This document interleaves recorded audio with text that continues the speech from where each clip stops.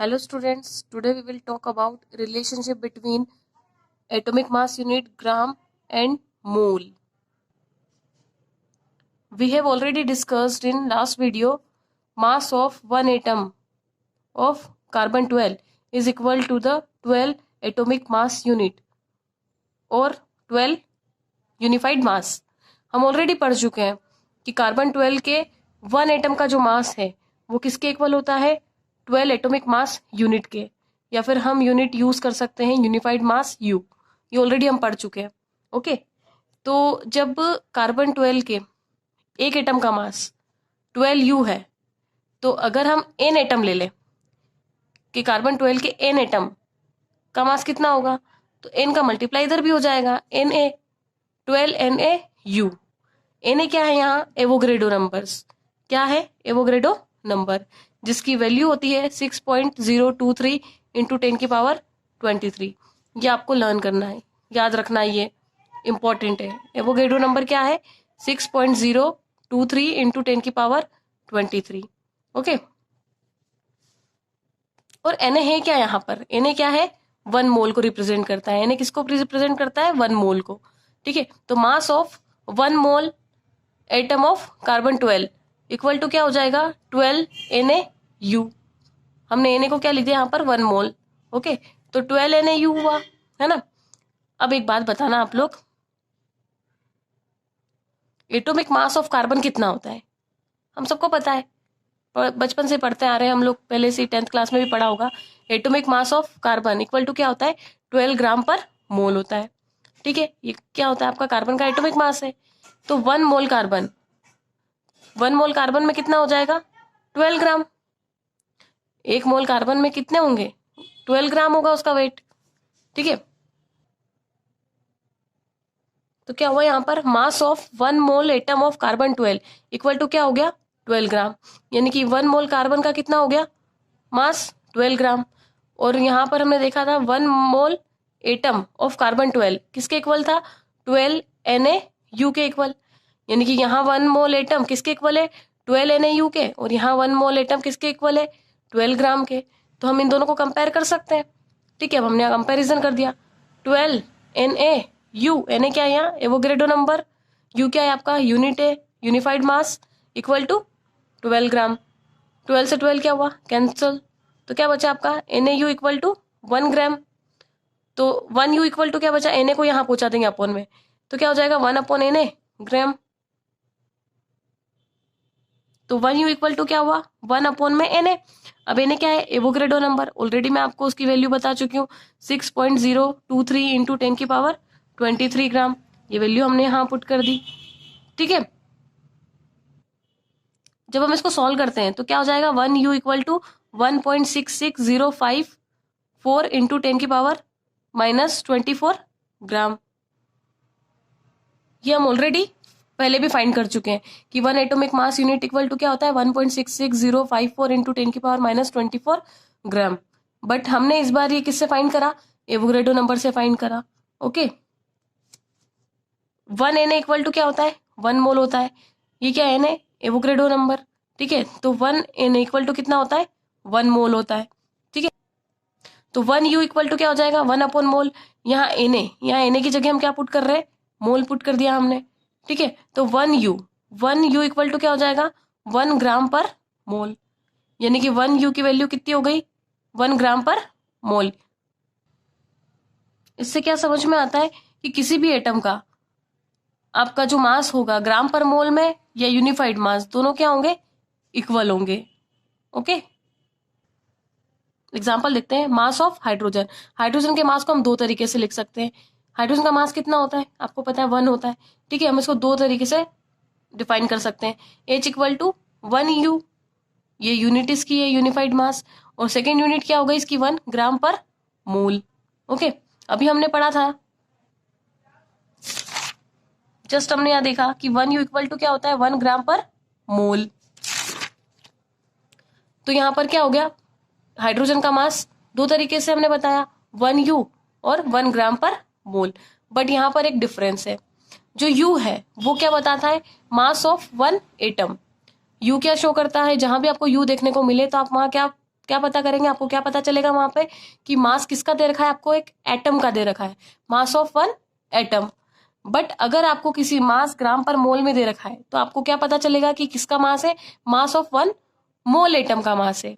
ये किसका मास है, वन मोल एटम का मास है। अगर ग्राम पर मोल में दे तो क्या पता चलेगा आपको कि जो मास गिवन है वो किस में है, वन मोल एटम का मास गिवन है। और अगर यू दे रखी है यूनिट तो आपको क्या पता चलेगा कि mass of one atom given है, एक एटम का मास गिवन है। ओके, और इन्हें हम लोग कहते हैं मोलर एटॉमिक मास। देखते हैं molar atomic mass of silicon. ठीक है, सिलिकॉन का जनरल जो आपको पता है मास कितना होता है 28, तो इसको हम लिख सकते हैं 28 AMU या यू लिख लें आप लोग। ठीक है, तो ये 28 यू और यहाँ हुआ 28 ग्राम पर मोल। अब क्या पता चलेगा, ये क्या है, यू से क्या पता चल रहा है आपको, एक एटम का मास है, लेकिन ग्राम पर मोल दे रखा है तो ये क्या है, वन मोल एटम का मास है। किसका, वन मोल एटम का मास है। जैसे कि दूसरा एग्जांपल देखते हैं, atomic mass of sulphur. Sulphur का एटॉमिक मास को अगेन दो तरीके से हम शो कर सकते हैं, 32U और 32 ग्राम पर मोल। 32U है यानी कि एक एटम का मास है ये, और ग्राम पर मोल दे रखा है तो वन मोल एटम का मास है ये। बात क्लियर हुई। एक एग्जांपल और देखते हैं, नियॉन Ne। इसको भी हम क्या कर सकते हैं, इसके मास को भी हम दो तरीके से शो कर सकते हैं। इसका मास होता है 20, ठीक है, तो 20 AMU atomic mass unit, but ये क्या है, वन एटम का मास है। ठीक है, लेकिन जहां आपने देख लिया कि ग्राम पर मोल है तो ये क्या है, mass of one mole atom, one mole atom का मास है। यह बात आपको ध्यान रखनी है क्योंकि न्यूमेरिकल में ये प्रॉब्लम देंगे, तो आपको इतना पता होना चाहिए कि AMU और U लिखा है तो वो वन एटम की बात कर रहा है, और अगर जहां ग्राम पर मोल लिखा है वहां क्या कर रहा है, वो वन मोल एटम की बात कर रहा है। ओके, इंपॉर्टेंट रिजल्ट, क्या रिजल्ट निकलता है, mass of one mole of atom in grams is numerically equal to the mass of one atom in AMU and referred to as a molar atomic mass। क्या बोला है उन्होंने कि मास किसका, one mole of atom, atom के एक मोल का मास ग्राम में न्यूमेरिकली किसके इक्वल है, किसके इक्वल है, वन एटम के मास के। यही तो है, वन मोल एटम का जो मास है वो न्यूमेरिकली किसके इक्वल है, वन एटम के मास के इक्वल। समझ में आ रहा है ना, वन मोल एटम का जो मास है वो किसके इक्वल है, वन एटम के मास के इक्वल है। और इसको हम क्या कहते हैं, किसे कैसे रिफर करते हैं, इसको हम मोलर एटॉमिक मास, क्या कहते हैं इसको हम, मोलर एटॉमिक मास। ओके, चलो अब देख लेते हैं कुछ इंपॉर्टेंट पॉइंट्स। तो mass of one atom of carbon 12, carbon 12 के एक एटम का मास कितना होता है, 1.992648 इंटू 10⁻⁻23 ग्राम, जो ऑलरेडी हम पढ़ चुके हैं, जो ऑलरेडी हमको पता है कि हम ये एक्सपेरिमेंटली हम लोगों ने फाइंड किया था, है ना। और हमने क्या करा था, इसको एक सपोज भी किया था कि one atom of carbon 12 equal to क्या होता है, 12 एटॉमिक मास यूनिट, है ना। आपको याद रखना है ये value. One mole equal to क्या होता है, one mole means Avogadro number, Na equal to या वन मोल बोल रहे हैं आप लोग, तो क्या होता है ये 6.022 इंटू 10⁻23। इसकी यूनिट हो सकती है एटम, मॉलिक्यूल्स और ions. One atomic mass unit भी हम ऑलरेडी फाइंड कर चुके हैं, क्या वैल्यू होती है इसकी, 1.66054 इंटू 10⁻24 ग्राम। अभी हमने जस्ट एक रिलेशन और निकाला था, one atomic mass unit equal to क्या होता है, 1 अपॉन एवोगैड्रो नंबर ग्राम में, ठीक है। या फिर हमने क्या बोला था, 1 AMU इक्वल टू क्या होता है, 1 ग्राम पर मोल। हमने पढ़ा था 1 U इक्वल टू 1 ग्राम पर मोल, याद आया। तो हम U और AMU दोनों यूज कर सकते हैं। ओके, अच्छा अब हम एक क्वेश्चन सोल्व करते हैं। Calculate the number of atoms in each of the following sample. ठीक है, आपके पास 3 सैंपल है और इन तीनों सैंपल में आपको क्या करना है, नंबर ऑफ एटम्स को फाइंड करना है। ठीक है, अब नंबर ऑफ एटम को फाइंड करने से पहले कुछ फॉर्मूले हैं जो आपको ध्यान रखना है। नंबर ऑफ मोल्स निकालने के लिए आपके पास 3 फॉर्मूले हैं। ठीक है, कभी भी आपको नंबर ऑफ मोल्स निकालना है तो नंबर ऑफ मोल निकालने का फर्स्ट फॉर्मूला है गिवन मास अपॉन में एटॉमिक मास या मॉलिक्यूलर मास। ठीक है, कंडीशन पर डिपेंड करता है कि आपको मॉलिक्यूलर मास पुट करना है या एटॉमिक मास पुट करना है। जो भी मास दिया है वो पुट कर देंगे, और एटम है तो एटॉमिक मास पुट करके डिवाइड कर देंगे, या मॉलिक्यूल है तो मॉलिक्यूलर मास पुट करके डिवाइड कर देंगे। ठीक है, सेकेंड फॉर्मूला है नंबर ऑफ मोल्स निकालने का, अगर आपको वॉल्यूम गिवन है STP पे अगर वॉल्यूम गिवन है तो आप डिवाइड करेंगे 22.4 लीटर से नंबर ऑफ मोल्स निकालने के लिए। ठीक है, थर्ड फॉर्मूला है नंबर ऑफ मोल निकालने का। अगर आपको मॉलिक्यूल्स और एटम गिवन है, मॉलिक्यूल्स और एटम्स गिवन है, तो आपको नंबर ऑफ मोल्स निकालने के लिए क्या करना पड़ेगा, एवोक्रेडो नंबर से उसको डिवाइड करना पड़ेगा। तो थर्ड फॉर्मूला क्या है नंबर ऑफ मोल्स निकालने का, number of moles equal two molecules given या एटम्स गिवन अपॉन में 6.022 इंटू 10⁻23, इससे आप डिवाइड कर देंगे। तो ये 3 फॉर्मूलेज आप याद रखें। ओके, तो सॉल्व करते हैं क्वेश्चन नंबर फर्स्ट। क्या है हमारा question first, 52 mole of helium. 52 mole of helium क्या करना है हमको, उसको नंबर ऑफ एटम फाइंड करने हैं। ठीक है, तो 52 मोल ऑफ हीलियम है और हमको क्या फाइंड करना है, नंबर ऑफ एटम। ठीक है, अभी हम इसको सॉल्व करेंगे, है ना। अब हम इसको सॉल्व करेंगे तो क्या है, आपको 52 मोल गिवन है ना। तो अगर मोल्स गिवन है यानी कि गिवन मोल, आपको मोल्स गिवन है ना, और आपको क्या निकालना है, एटम्स निकालना है। तो हम फॉर्मूला लगाए, कौन सा फॉर्मूला लगेगा, नंबर ऑफ मोल्स निकालने का। Number of moles equal to given atom upon में क्या आएगा, जल्दी बताओ, अपॉन में Na एवोग्रेडो नंबर। ठीक है, अब number of moles, number of moles क्या है, हमको ऑलरेडी गिवन है, कितने हैं, 52 है। तो यहाँ हम पुट कर देते हैं 52। क्या हमको एटम्स गिवन है क्या, नहीं, हमको क्या करना है, नंबर ऑफ एटम को हमको फाइंड करना है। तो हम इसको क्या कर लेते हैं, एक सपोज कर लेते हैं। एवोग्रेडो नंबर कितना होता है, 6.022 इंटू 10⁻23। ठीक है, एक्स की वैल्यू हमको फाइंड करनी है, इसका मल्टीप्लाई इसमें कर देते हैं। 52 into 6.022 into 10⁻23 equal to x.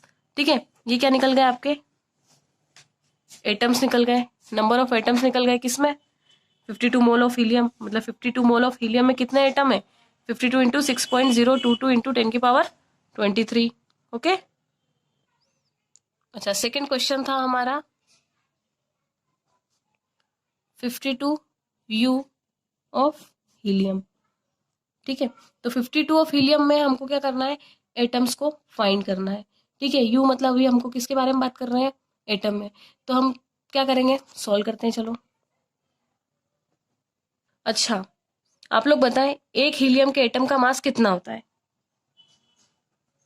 Mass of 1 helium atom कितना होता है, 4u होता है, सबको पता है ना, क्योंकि हीलियम का मास कितना होता है 4, तो 4u हो गया, है ना। अगर हम 1u की वैल्यू निकाल लें यहाँ से, अगर हम 1u में एटम पता कर ले तो 52u में इजीली एटम पता कर सकते हैं।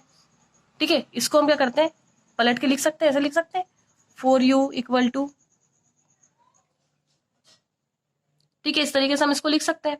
तो 1u इक्वल टू निकाल सकते हैं, 4 को अपन में पहुंचा दो, 1/4 हो गया, 1/4 मास ऑफ 1 हीलियम एटम। अब हम क्या करेंगे, हमको 1u इक्वल टू पता चल गया 1/4 mass of 1u equal to क्या हुआ, 1/4 मास ऑफ 1 हीलियम एटम। ठीक है, तो 1u के लिए हमने निकाल लिया। तो अब हमको क्या करना है, क्वेश्चन में कितना दे रखा है, 52u में हमको पता करना है कि कितने एटम है।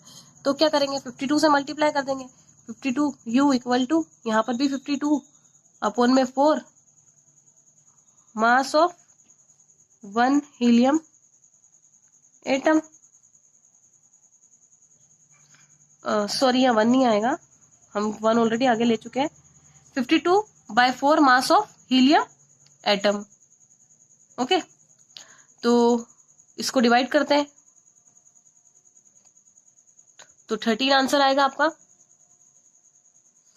तो क्या पता चला आपको, 52u इक्वल टू क्या हुआ, 13 मास ऑफ हीलियम एटम, यानी कि 52 मोल ऑफ हीलियम में कितना है, कितने हीलियम एटम प्रेजेंट है, 13 हीलियम एटम आपके प्रेजेंट है।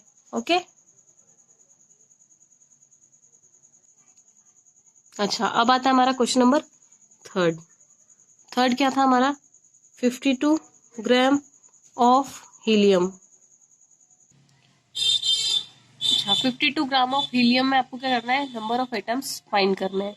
अच्छा 52 ग्राम दे रखा है, मतलब 52 ग्राम क्या है, ये हीलियम का आपको क्या दे रखा है, वेट दे रखा है।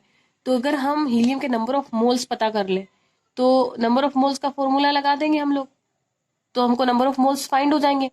और नंबर ऑफ मोल्स अगर फाइंड कर लिए तो फिर हम अगेन नंबर ऑफ मोल का फॉर्मूला लगाएंगे, कौन सा वाला, एटम अपॉन में एवोगैड्रो नंबर।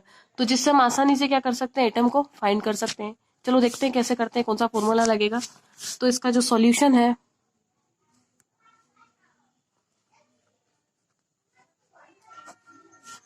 ठीक है, क्या करेंगे, नंबर ऑफ मोल्स का फॉर्मूला लगाते हैं।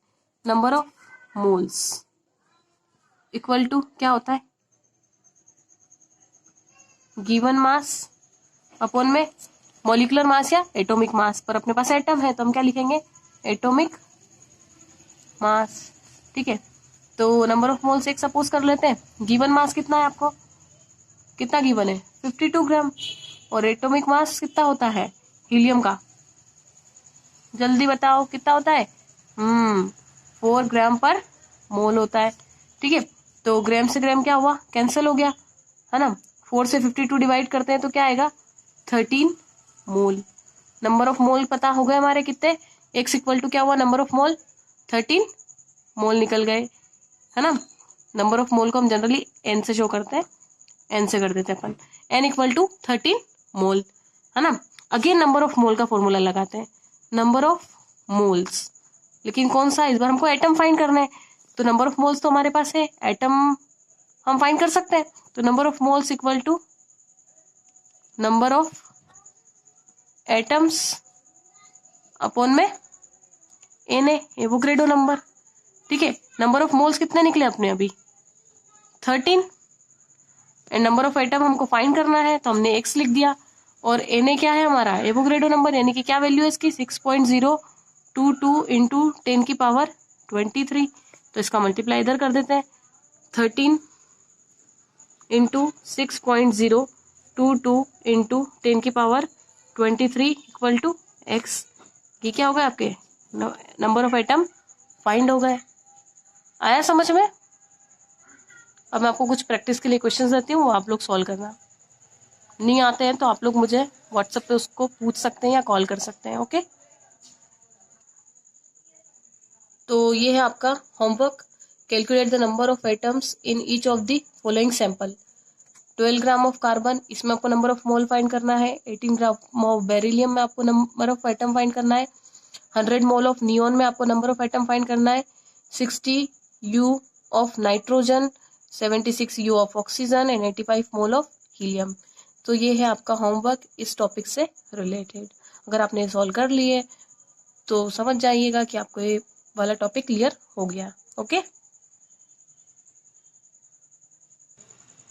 तो अब आते हैं हमारे नेक्स्ट टॉपिक पे, और नेक्स्ट टॉपिक है हमारा मॉलिक्यूल। ठीक है, क्या होते हैं मॉलिक्यूल, ग्रुप ऑफ 2 और मोर एटम्स ऑफ सेम और डिफरेंट एलिमेंट। क्या होते हैं, 2 या 2 से ज्यादा एटम का कोई भी ग्रुप, या तो वो सेम एलिमेंट का भी हो सकता है या डिफरेंट एलिमेंट भी उसमें प्रेजेंट हो सकते हैं। ठीक है, देखते हैं हम लोग आगे टाइप्स ऑफ मॉलिक्यूल। 2 टाइप के मॉलिक्यूल्स होते हैं, एक होता है होमो एटॉमिक मॉलिक्यूल, एक होता है हेट्रो एटॉमिक मॉलिक्यूल। होमो का मीन्स होता है सेम, हेट्रो मीन्स होता है different. Homo atomic means atom of same element, एक ही टाइप के एलिमेंट से एलिमेंट जो मिलके आपका मॉलिक्यूल बना रहे हैं वो होते हैं होमो एटॉमिक मॉलिक्यूल।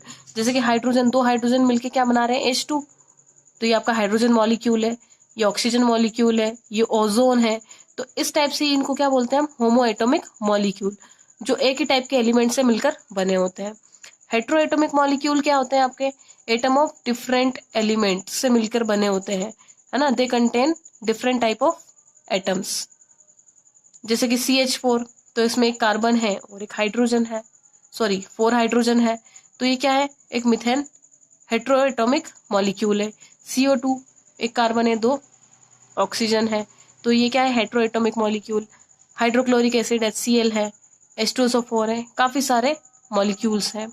ठीक है, तो होमो एटॉमिक मॉलिक्यूल और हेट्रो एटॉमिक मॉलिक्यूल समझ में आया। होमो एटॉमिक मॉलिक्यूल में क्या होंगे, आपके सारे एलिमेंट सेम होंगे। हेट्रो एटॉमिक मॉलिक्यूल में क्या होंगे, डिफरेंट डिफरेंट एलिमेंट आपस में रिएक्शन करके आपका मॉलिक्यूल बनाते हैं, ओके।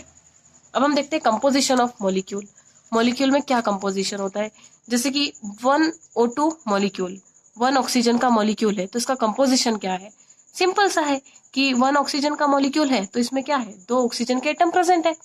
1 ऑक्सीजन का मॉलिक्यूल है तो क्या है, इसमें 2 ऑक्सीजन एटम प्रेजेंट है। 1 CO2 मॉलिक्यूल, 1 CO2 मॉलिक्यूल का कंपोजिशन देखते हैं तो इसमें क्या है, 1 एटम कार्बन है और 2 एटम किसके हैं, ऑक्सीजन के हैं। तो 1 carbon atom and 2 oxygen atom, ये इसका कंपोजिशन है। तो अभी हम बात कर रहे थे मॉलिक्यूल की, अब हम बात करेंगे 1 मोल ऑक्सीजन मॉलिक्यूल की। अभी हम सिंपल 1 ऑक्सीजन मॉलिक्यूल की बात करी थी हमने, इसलिए हमने कहा था कि 2 ऑक्सीजन एटम उसके कंपोजिशन है ना। लेकिन अब हम क्या बोल रहे हैं, 1 मोल ऑक्सीजन एटम। तो हम यहाँ पे क्या बताएंगे, 1 मोल ऑक्सीजन एटम में क्या होंगे, 2 मोल ऑक्सीजन एटम होंगे। बस हमको यहाँ पे क्या चेंज करना है, हमको यहाँ पर मोल यूज करना है। तो 1 मोल ऑक्सीजन एटम में क्या होंगे, 2 मोल ऑक्सीजन एटम प्रेजेंट हो गए, है ना। नेक्स्ट है 1 मोल CO2 मॉलिक्यूल। तो 1 मोल CO2 मॉलिक्यूल है तो इसमें क्या होगा, आपका 1 मोल कार्बन प्रेजेंट है और 2 मोल क्या है, आपके ऑक्सीजन प्रेजेंट है। 1 mole carbon and 2 mole oxygen atom, ठीक है, ये होते हैं इनके कंपोजिशन। ओके, आगे देखते हैं हम 1 मोल CO2 मॉलिक्यूल। मतलब 1 मोल CO2 मॉलिक्यूल में टोटल क्या है टोटल वैल्यू इसकी, 6.023 इंटू 10⁻23 मोल ऑफ CO2। यानी कि 1 मोल CO2 की जो वैल्यू है वो कितनी है, 6.023 into 10⁻23 mole of CO2 contain करता है ये, ठीक है। तो इस टोटल CO2 में, इस total 1 mole of CO2 molecule में 1 मोल C कितना होगा, तो उसकी 1 मोल C की वैल्यू कितनी होगी, 6.023 इंटू 10⁻23 कार्बन। यानी कि CO2 में कितना कार्बन प्रेजेंट है, तो कितना कार्बन प्रेजेंट है, 6.023 इंटू 10⁻23 कार्बन। कार्बन की वैल्यू क्या है, इतनी होगी इस पूरे CO2 के मॉलिक्यूल में। 1 मोल CO2 के मॉलिक्यूल में कार्बन कितना होगा, 6.023 इंटू 10⁻23 कार्बन। हम क्या करते हैं, जितने भी मोल हमको मिलते हैं उस मोल में क्या करते हैं, एवोगैड्रो नंबर से इंटू कर देते हैं। तो कार्बन के कितने मोल है, 1 है, और एवोगैड्रो नंबर क्या है हमारा, 6.023 इंटू 10⁻23, तो उससे हमने मल्टीप्लाई कर दिया। ऐसे ही अब हम क्या बोलते हैं, ऑक्सीजन, 1 मोल CO2 मॉलिक्यूल में ऑक्सीजन के नंबर्स कितने होंगे, 1 मोल ऑक्सीजन कितना होगा, मतलब ऑक्सीजन के नंबर कितने होंगे। तो क्या करेंगे, ऑक्सीजन कितने हमारे पास 2 मोल है, ऑक्सीजन CO2 में ऑक्सीजन के कितने मोल प्रेजेंट है, 2 मोल प्रेजेंट है। तो 2 इंटू एवोगैड्रो नंबर, तो 2 इंटू 6.023 इंटू 10⁻23 ऑक्सीजन। समझ में आया। तो ये होते हैं कंपोजिशन, यानी कि इस CO2 के मॉलिक्यूल में हमारे पास ऑक्सीजन की वैल्यू कितनी है, 2 इंटू 6.023 इंटू 10⁻23 ऑक्सीजन, और कार्बन की कितनी है, 6.023 इंटू 10⁻23 कार्बन। ओके, अब हम बात करते हैं मॉलिक्यूलर मास की। तो मॉलिक्यूलर मास क्या है, sum of masses of all atoms present in the molecule. कोई भी मॉलिक्यूल है, उस मॉलिक्यूल के अंदर जितने भी एटम प्रेजेंट है उन सबके मासेस का सम, उन सबके मासेस का क्या करना है, आपको सम करना है, उसी को हम क्या कहते हैं, मॉलिक्यूलर मास। जैसे कि यहाँ पर ऑक्सीजन है ना, तो O2 है, O2 हमारे पास मॉलिक्यूल है और कितने एटम है इसके अंदर, 2 ऑक्सीजन एटम है। तो 1 ऑक्सीजन एटम का मास कितना होता है, 16, और 2 ऑक्सीजन एटम का क्या हो जाएगा, 2 इंटू 16 यानी कि 32। तो ऑक्सीजन का मास हम 2 तरीके से रिप्रेजेंट कर सकते हैं, ऑक्सीजन मॉलिक्यूल का मास 32U और 32 ग्राम पर मोल। आपको अभी पहले मैंने बताया था कि हम 2 तरीके से मास को शो कर सकते हैं, यूनिफाइड मास या AMU में और ग्राम पर मोल में। देखें, एक ऑक्सीजन का मास कितना है, 16, ठीक है। तो हम इसको 16U और इसको लिख सकते हैं हम 16 ग्राम पर मोल। तो आपको पहले भी बताया था यू क्या रिप्रेजेंट करता है, यू आपको बताता है 1 मोल एटम का आपका मास बताता है, और ये क्या बताता है, 1 मोल एटम का आपका मास बता रहा है, ठीक है। क्योंकि अभी ऑक्सीजन की बात कर रहे हैं, सिर्फ सिंगल ऑक्सीजन एटम की बात कर रहे हैं, अब हम क्या करते हैं, मॉलिक्यूल की बात करते हैं। तो मॉलिक्यूल में क्या होगा, अगर एक ऑक्सीजन का मास 16 है तो 2 ऑक्सीजन का मास कितना हो जाएगा, 32U, और ये हो जाएगा 32 ग्राम पर मोल में शो करेंगे। तो यहाँ पर क्या है, ये क्या है, 1 मॉलिक्यूल का मास है, ये क्या है, 1 मॉलिक्यूल का मास है।